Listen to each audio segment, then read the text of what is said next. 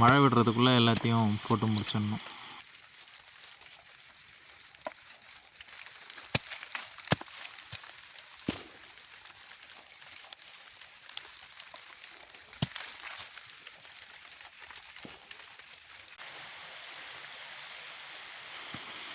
அழகானவள் வணக்கம். இந்த கோடை காலத்தில் ஒரு நல்ல மழை, தொடர்ந்து 2 நாளாக மழை பெஞ்சிக்கிட்டு இருக்குது. இப்போ நம்ம என்ன பண்ண போகிறோன்னா, நமக்கு இப்போ கிடைச்ச கொடுக்காப்புளி விதை, அப்புறம் ஈச்சம்பழம், இது போல் பருவத்தில் கிடைக்கக்கூடிய உணவுகள். இந்த உணவுகள் வந்துட்டு நமக்கு மட்டும் இல்லை, இங்கே வாழுற எல்லா உயிர்களுக்கும் ரொம்ப தேவையான ஒன்று. அதனால் மழை நேரத்தில் இந்த விதைகள் நம்ம புதைச்சி விட்டோம்னாக்கா ரொம்ப வேகமாக வளர்ந்து வந்துடும். ஆனால் என்னன்னாக்கா, இது போல் கோடை காலங்களில் வளரக்கூடிய மரங்கள், அவங்களுடைய விதைகள் வந்துட்டு கோடை காலத்திலே எல்லாம் கீழே விழுந்துடும். அப்போ கோடையில் பெய்யக்கூடிய மழைகளை நம்பி தான் இந்த விதைகள் முளைக்க வாய்ப்பு இருக்குது. அப்படி இல்லைன்னா நம்ம விதைகளை சேகரித்து வச்சு நம்ம மழை காலங்களில் போட்டு வளர்க்கலாம். ஆனால் நம்ம சேகரித்து வைக்கக்கூடிய விதைகள் மழைக்காலங்கள் வர வரைக்கும் உயிர்ப்போடு இருக்குமான்னு கேட்டால் கேள்விக்குறியாக தான் இருக்கும். இல்லைனாக்கா நம்ம இதை பாக்கெட்டில் போட்டு வளர்த்து அதுக்கப்புறம் எடுத்து நடலாம். அவைகளோட சுலபமான விஷயம் எதுனா, நம்ம நேரடியாக விதைகளாக நட்டுடுறது. ஈச்சம் அடிப்போம்.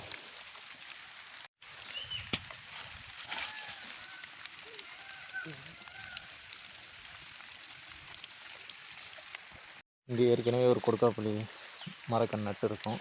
பொதுவாக இந்த கொடுக்காப்புளி மரத்தை பார்த்தோன்னாக்கா, மற்ற மரங்களை விட இந்த மரங்களை தேடி பல பறவைகள் வரும் உணவுக்காக.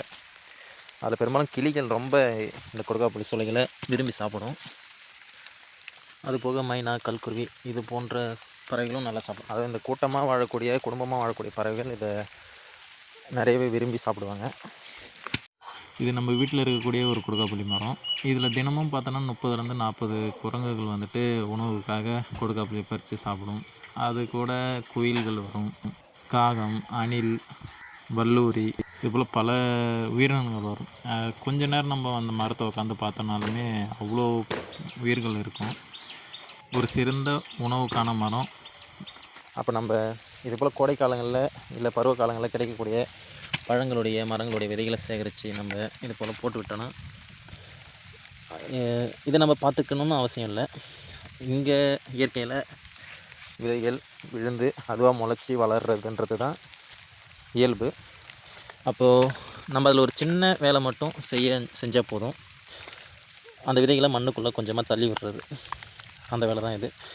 இதை நம்ம பராமரித்து வளர்த்து மரமாக உருவாக்கிட்டோம்னாக்கா ரொம்ப பெரிய விஷயம்.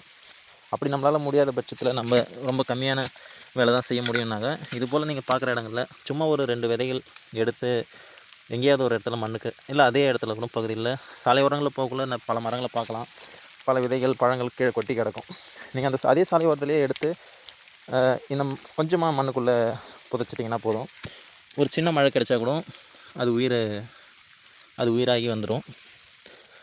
அதன் பிறகு அதை இயற்கையில் நம்ம அதோடைய பாதையில் அவங்களால என்ன போராடி வளர முடியுமோ அதை அந்த உயிர்கள் வளர்ந்துடும்.